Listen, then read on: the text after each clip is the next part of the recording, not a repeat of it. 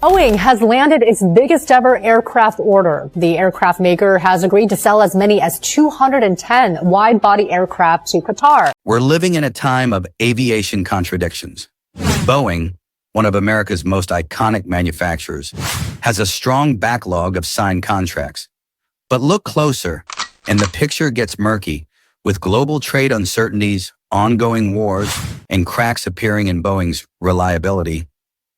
The turbulence is more than that plane, it was almost brand new, delivered just 2 months earlier by Boeing. And that's too soon for a sneaker to fall apart, let alone a multi-million-dollar aircraft. And yet, here's the twist.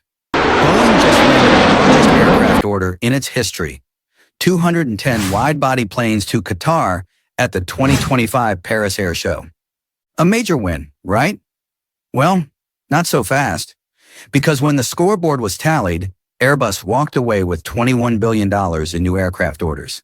Boeing, not a single major deal, not one headline-worthy contract. For the first time in years, America's aviation titan stood still while its European rival soared ahead. And that's not even the worst part. According to Deutsche Bank, Boeing could lose up to 62% of the global narrow-body jet market, a space it once dominated.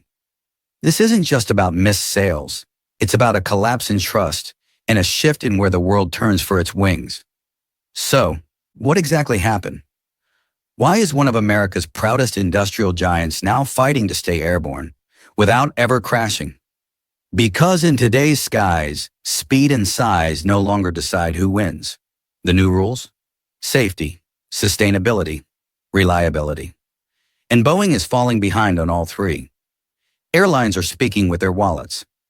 KLM and Qantas have shifted from Boeing to Airbus's A320neo and the long-range A350 XLR. Emirates, once a proud Boeing 777 customer, is now doubling down on Airbus as well, choosing the A350 and A380, while shelving its plans for Boeing's much-delayed 777X.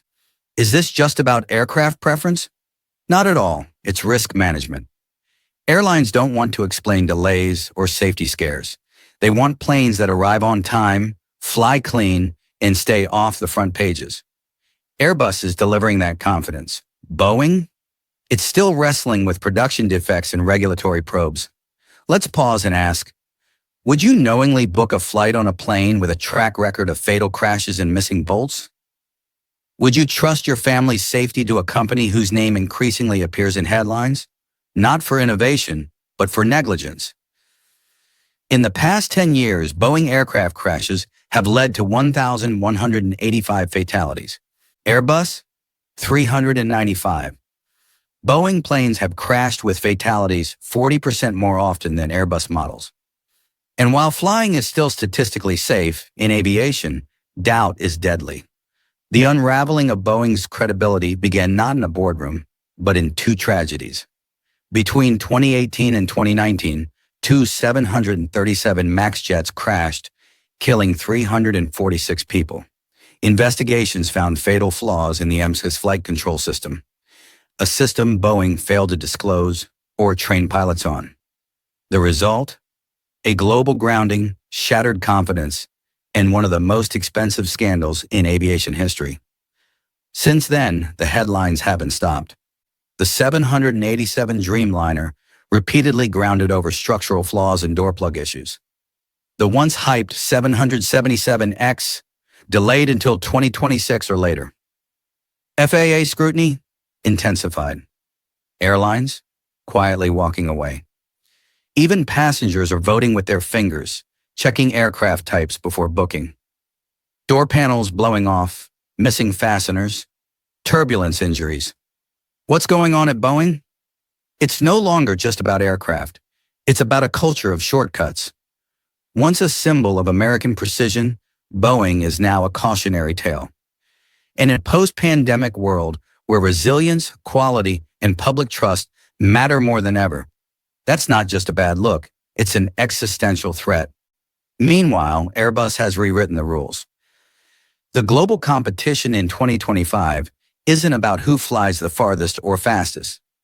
It's about carbon efficiency, And Airbus didn't just meet the standard, it defined it.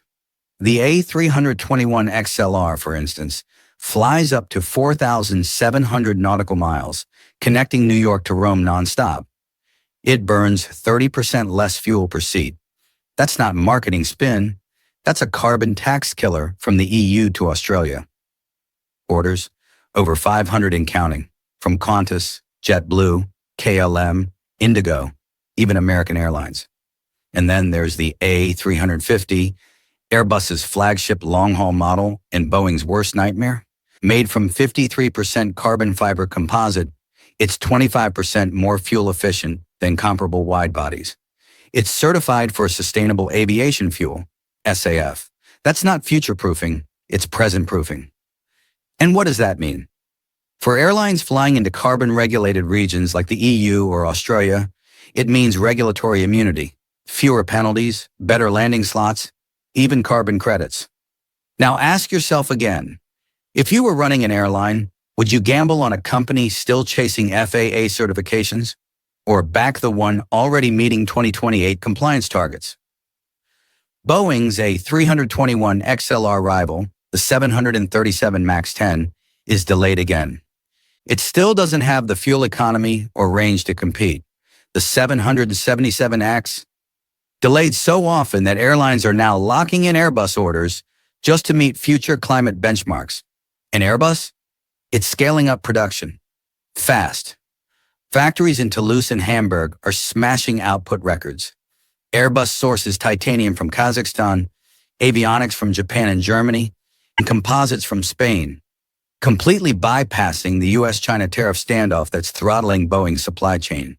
And as one Lufthansa executive put it, we don't just need planes, we need predictability. And right now, Airbus gives us both. That's why giants like Emirates, Turkish Airlines, and Air India are now exclusively leaning toward Airbus. This isn't brand loyalty. It's supply chain insurance, climate compliance, and fleet performance bundled into every deal.